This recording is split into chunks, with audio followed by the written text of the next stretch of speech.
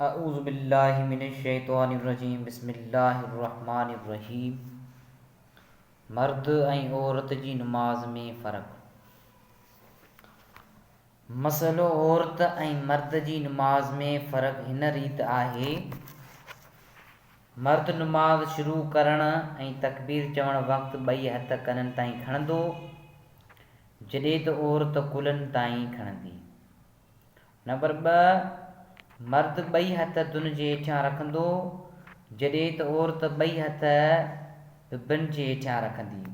Number 3, मर्द सजदे में ॿई हथ कननि जे साम्हूं ज़मीन ते रखंदो, जॾहिं त औरत कुल्हनि जे साम्हूं ज़मीन ते रखंदी।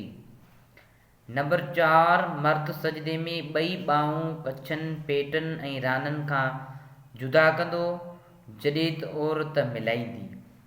नंबर 5, क़ाइदे में मर्द साॼे पेर खे खोड़ींदो ऐं खाॿे पेर खे विछाए उन ते विहंदो, जॾहिं त औरत ॿिन्ही पेरनि खे साॼे पासे कढंदी ऐं उन ते विहंदी।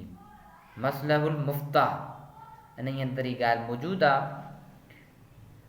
तंबीह माण्हुनि में ही हथ ठोकियो मसलो बि आम आहे त औरतूं बीह नमाज़ न पढ़नि ऐं वेही पढ़नि, सो ग़लति आहे।